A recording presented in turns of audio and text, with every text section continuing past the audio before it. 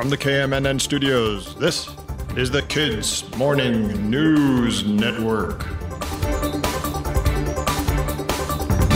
It's Friday, February 23rd, 2024, the 54th day of this year.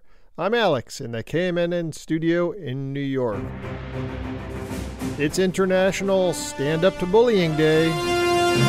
That's right, bullying doesn't stand a chance when we all work together. That means if we see someone being bullied, we stand with them, be their friend. Tell a grown-up what's going on. Stand Up to Bullying Day started with the actions of two kids at a high school in Nova Scotia, Canada. They saw one of their classmates being bullied and stood up for them. The boy was being bullied for wearing a pink t-shirt. What? So these kids went out and bought all the pink t-shirts they could find. The next day, dozens of classmates were wearing pink t-shirts as a show of support. And the bullies never heard from again. I can tell you, my friends, that I got bullied when I was a kid, and it was no fun. But there were also other kids there who stood up for me.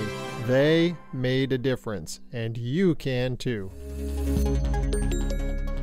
The San Diego Zoo could be hosting two giant pandas soon, and the National Zoo in Washington, D.C. could also host a pair.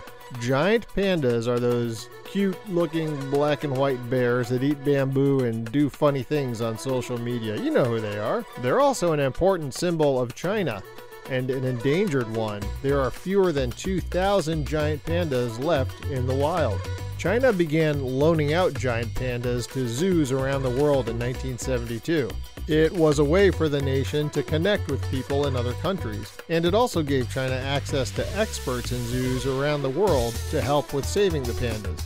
Well, many of the pandas that were loaned out have already been returned to China. Right now there are only 4 in the United States, in Atlanta, and they're scheduled to go back to China later this year.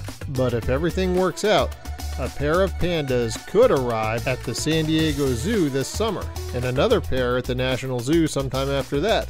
And how will they get here? Well, when some of the other pandas went home to China, they went by FedEx.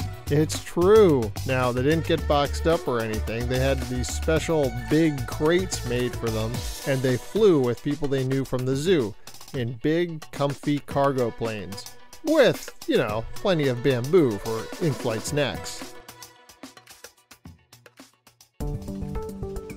February 25th, this coming Sunday, marks the day the first black member was sworn in to the United States Senate. Hiram Revels was born in North Carolina in 1827 and became a minister and a teacher. During the Civil War, he was a chaplain, or minister, in the Union Army, and afterwards settled in Mississippi. On the opening day of the state legislature, Revels read a prayer, and the members were so impressed they voted him to one of their Senate seats. During his time there, he worked hard for the cause of civil rights, then continued that work as he went on to become a college professor, newspaper editor, and minister. Time for today's riddle. The answer to Wednesday's riddle, which was growing but not alive, needs air but no lungs, no mouth but water drowns me, that's fire.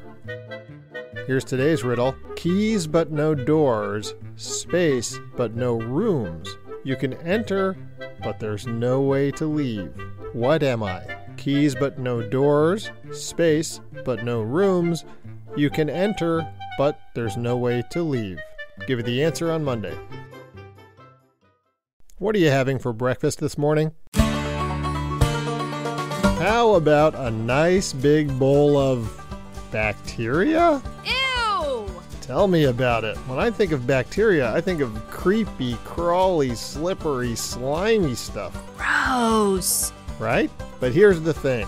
According to the U.S. Department of Agriculture, you've already got 100 trillion bacteria in your digestive system. And so do I. The digestive system, also called your gut, I know, is how your body uses food.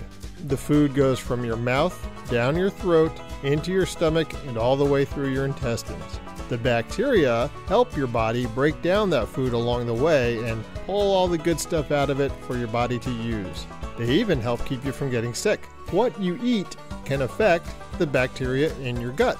The fiber in fruit, veggies, whole grains, and beans are good for it. You can also add to your good bacteria by eating things like yogurt and pickles, but you don't have to eat them both at once. So, a healthy breakfast can be good for you and for your bacteria buddies.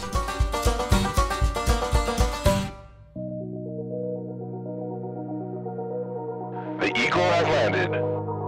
The Odysseus, or Odie lander, blasted off from Texas on February 15th, flew 620,000 miles to the moon, and landed safely yesterday near the moon's south pole. Odie's not a NASA spaceship or from any other government organization. It's the first privately owned spacecraft to land on the moon, and the first American spacecraft to touch down on that big ball of green cheese since 1972. Just kidding. I mean, the 1972 part is real, but the moon isn't really made of green cheese, I don't think. It is carrying a bunch of experiments for NASA. Those are to help pave the way for the manned moon mission in the next couple of years. 10, 9, 8, 7.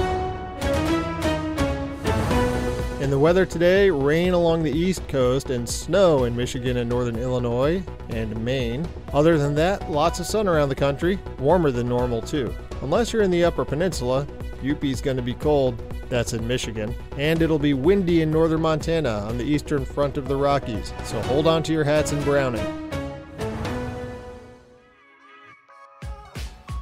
That's the episode. Thank you very much for listening this week. Our researcher this week was Wilfreda Donnelly. If you like this podcast, please leave a review on your podcast app. That helps so much. And subscribe, share, and spread the word about the Kids Morning News Network. Grown-ups, if you want to support this podcast, there's a link in the episode description. I'll be back Monday. I hope you are too. From the KMNN Newsroom, this is Alex, signing off.